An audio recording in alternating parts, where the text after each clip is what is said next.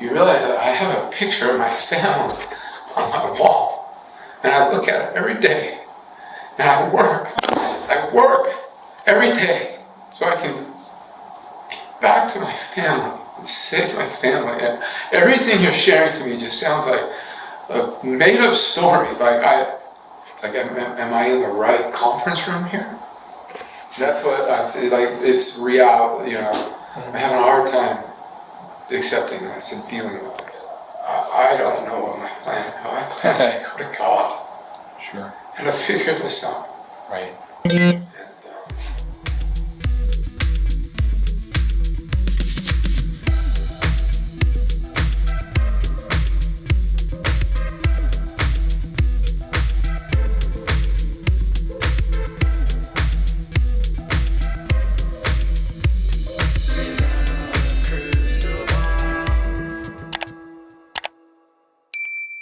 Hey friends, it's Katie from Without a Crystal Ball. Welcome back to my channel. It's Monday, March 25th, 2024.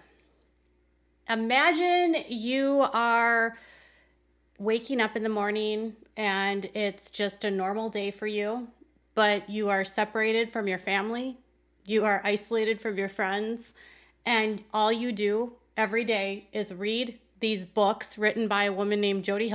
You work out, you go to work, you pray, and that's it. You can't talk to your wife, you don't talk to your kids, you can't talk to your family, and you certainly can't go to church. That was the life of Kevin Franke. Now, on the day that his children were located, Kevin rushed to go pick them up. He didn't realize that he couldn't take them home. In fact, he didn't really understand many of the details about what was going on, and he gave an interview. And that interview is very interesting given the fact that he gave two interviews, right? So Kevin he gave two different stories to the authorities in August 2023 and September 2023. First one, Kevin was supporting his wife. Kevin didn't want to do anything that could potentially hurt his wife. He wanted to help his wife. He spent a lot more time worrying about his wife than about his kids. In the world of Kevin and Ruby, they believed that their kids were a nuisance, they were a hindrance, and it appears that both were okay not even interacting with their children. Kevin spent more than a year separated from his kids. And he is still does not have custody of his kids. Despite all of these blowhard interviews by his attorney, Randy Kester, who has spoken to Law and Crime numerous times and has had this ability to own the narrative about Kevin, it's clear based on the 2020 episode that Kevin does not have custody and may never have custody.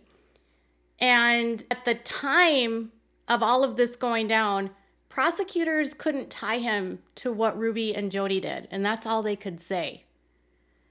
What does that tell you? They couldn't tie them to what Jodi and Ruby did at Jodi and Ruby's house. They had no comments about any of the other stuff that was happening before, but that wasn't part of their investigation, so they couldn't look into it. Kevin's interview gives a little bit of an insight into his mindset. A dad that enjoyed working out, posing for selfies on his Instagram, being super muscular and powerful, and a man that wasn't super interested in his kids. What's a good address for you? I'm not comfortable giving my address right now. Okay. But you do live in Springville? I do. How long have you lived in Springville for? I moved there in 2007 with my family, so okay. And how many? 17 years. 17. And how many kids do you have, Kevin? I have 6 kids. And what are their names? I can't remember. Some of them are teenagers, 2 adults. Yeah. So are they all living with you, or? No, I haven't seen them for over a year. Any of them? No. None of them. For a year. Over a year. Okay. I've been in a separation From who? from my wife and family. What's your wife's name? Ruby. Franke. When's the last time you saw Ruby? The last time I saw her Yeah. was the 18th of this month. We met she requested me to sign over vehicles, or the titles to the vehicles, the vehicle that she drives, that were all in my name. When's the last time you physically saw Russell or Eve? The day that I moved out, July 24th, 2022. 24th of 2022. Or July 25th, July 25th. So it's my understanding that living here in Kayenta and Ivans, have you been to that home? No. You've not been to that home? No, I don't know. I don't know what's anything that's been going on. Like, this is good, man. Like, I would love to be able to help you out with this, and like, I'm seeing the light of being at home because I'm unaware of your involvement in what's really going on. So for you to say that you're unaware of the status of your kids kind of makes, I know that sounds kind of crummy to you, but it sounds kind of good to me. Like, who lives in that home with your, is it ex-wife? Is it currently a separated wife? Like, who lives in that home with your children? To be honest, I don't know. I know that she's there with 4 of the children, and our 2 older children have moved out. They're not at your home in Springville? And And I'm not trying to trip you up. I can see you're hesitant to talk to me. I understand that. Well, where I live, no, Yeah. I haven't seen them for over a year. Okay. That's tough. I can only imagine how that feels, man. I got kids. And not seeing them for that long, that would tear a little piece of my heart out. Of age to drive. Does she drive? I don't know. Okay. Like I said, I know nothing that's going on So- in their lives or anything going on. How did you find out that you needed to come here to 55 North Main Street? I received a message that I needed to come pick up my kids from the police department in Ivans. And who was that message from? Well, I prefer not to say right now. I know that Kevin's feigning ignorance and saying that he has no idea, but I don't buy it for a second that he had no clue that they were down in Ivans. He also said that he had never been to Jodi's house, but then in an interview 2 weeks later, he told them that he had been there and picked Jodi up at her house because of her own issues with her mental health and seeing shadow figures. He claimed to have not spoken to his kids for over a year, and when the officer says to him that, makes you look really crummy, but it's good for you, he has no response. When the officer says that his heart must be broken and ripped out, and again, no response. He's devoid of emotion. It's the opposite of what a father should be acting and how he should be responding. And he won't answer basic questions like, where do you live? What's your address? Called you and told you to come here. They didn't call him to tell him to come there. It's bizarre to me that you would be this uncooperative if you knew nothing. Because if you knew nothing, you would be really concerned about what's going on. You certainly wouldn't be not providing information. Kevin seems to be trying to protect himself and to protect Ruby more than the interests of his children. That was my base reaction as I was watching this in the very beginning. Now I understand his position has changed today, but this man admitted to the authorities that Jodi was seeing shadow figures, that she was a hot mess, that she was going in and out of possession, that mentally she wasn't doing well, that she never bathed or showered, and yet he trusted her implicitly, and he left his kids with her. You mean you're going to leave your kids with a woman that sees shadow figures and doesn't bathe? During your marriage, how was disciplining your kids? How would you discipline your kids? Yeah, I'm not going to answer that question. Okay. That's fine. Have you been since separated or since they lived here in the city of Ivins? Have you communicated with your wife regarding like discipline with your kids or their care or their physical well-being? So is she doing this on her own and just telling you how your kids are? She's not telling me anything about the kids. Who's this female Jodi that your wife lives with? Do you know a female named Jodi? She is a therapist and a life coach, I know. And she's... Do you respect her? Do I respect her? Mm-hmm. Yeah, I think she's a very honest, truthful person, yes. Okay. You place value on Jodi? I don't know what that means. Like, do you value what she says and how she treats? Is your wife a client of hers? Is your wife a partner of hers? Is your wife a roommate with her? Your kids are living in her house is what I'm trying to say. I'm not aware of that, but I know that they've been in business for the last year filming. Who's they? Ruby and Jodi. They Ruby and Jodi have been in They business. film podcasts, and so every week a podcast goes up and I listen to it.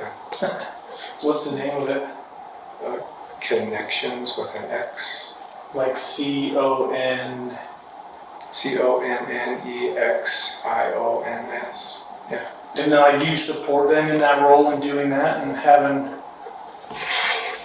Do I support them in the business? Yeah, like do you support them and think that what they're doing is a good thing, or I support their business efforts. I think it's a good thing. are you involved with their business efforts, or? No.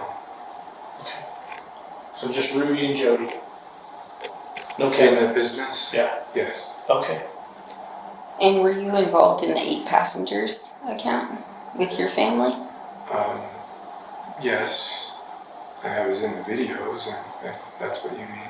I briefly learned about this 2 hours ago. So did Ruby more so do the videos for the family? Mm-hmm. And how long did you guys do that for?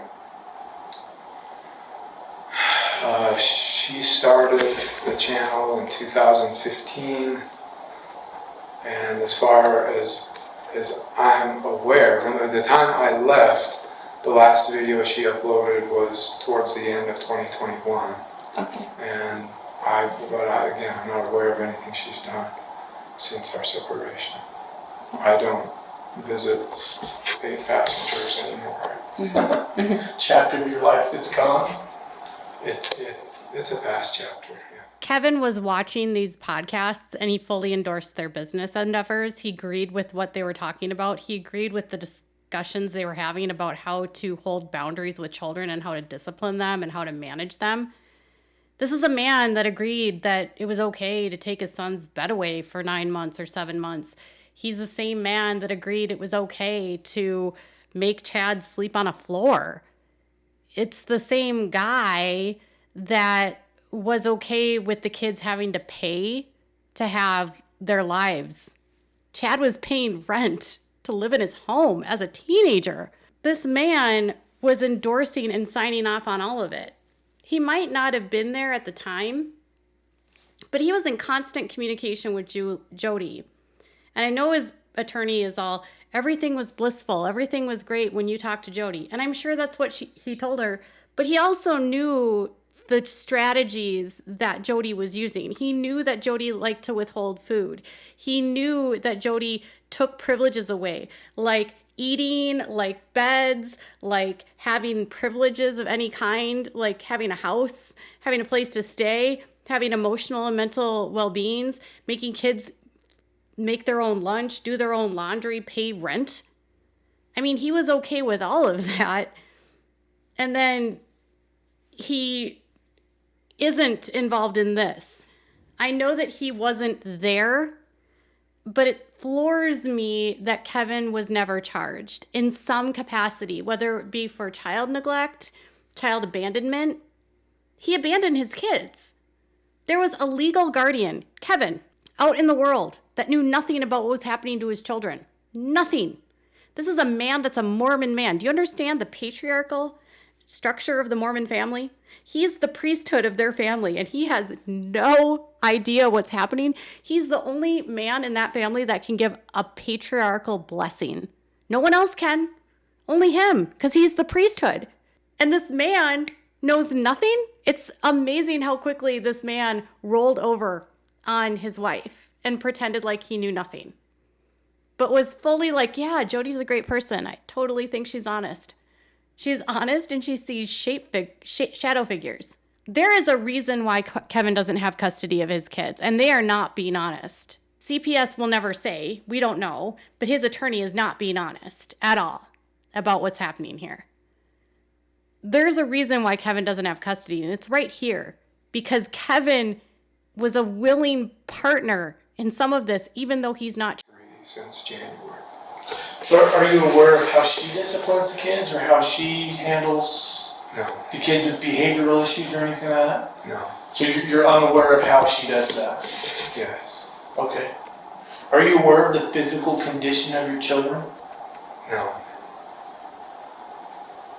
No, I've chosen to trust my wife with the children. That was part of the agreement of our separation. Is that you allow her to physically provide for the needs of the child? You're just removed from that? I mean, you pay support. I know this is personal questions, but Yes, my job is to financially provide for them. I was trying to figure out like how much of a role do you play in the caretaking of specifically, is it Russell and Eve, of those two kids? I pay the bills. Okay. With my job, I provide the money, goes into a shared bank account, and that's my only. All kids. My guess is was that Jodi? I'm not going to answer that question. Okay. All I'll say is, Well, someone you said you notified trusted her. You said that you think she's not necessarily. I asked you if you placed value on her, but you obviously. she is an honest. I know her to be an honest and a trustworthy individual, and so yeah, I trust her. And I received a communication that. So if we knew who called you, then we could help you. It would make more sense. But Well, I don't know the legal ramifications of implicating individuals who contacted me, and so without a lawyer here, I don't want to answer that question. that's okay. I But appreciate you want to know specifics of the case, which we can't share right now because it's under investigation. They give him a lot of opportunities to walk back his thoughts and feelings about Jodi. They give him a lot of opportunities to walk back a lot of what he's been saying. But over and over and over again, Kevin refuses to cooperate in that he won't tell them who called him, what brought him there, why he showed up there, because he hadn't been called by the police to come retrieve his kids. And he refuses because he doesn't want to implicate himself. Kevin knew what was happening in that house. Whether he knew the severity of it, he knew. There's no way you will tell me that he didn't know. He can blame it on being brainwashed, just like his wife, but he had a responsibility to those kids. And these interviews, even this one and the one I shared with you last week, which was the longer one where he's coming out of the fog, still didn't paint him in a good light because he knew things about Jodi that were so reprehensible, and yet he still believed that she was a good therapist because Kevin wanted to believe that that would work because for some reason, Kevin signed off on that. So over time, they sort of work with him to have him open up about the status of their marriage, where he's been all of this time. He tells them that he stayed away due to addictions, which now he says he never had, to lust and to other things, and asking his wife to have intimate relations with him. And he then is told the actual way his kids looked, what are experienced, what he faced, what they found when he escaped from Jodi's house. And when he's confronted with what his child physically looks like, the police like literally ram in on him. And his non-reaction is just so bizarre. Take a second and think about what I just said. That's the condition of your son.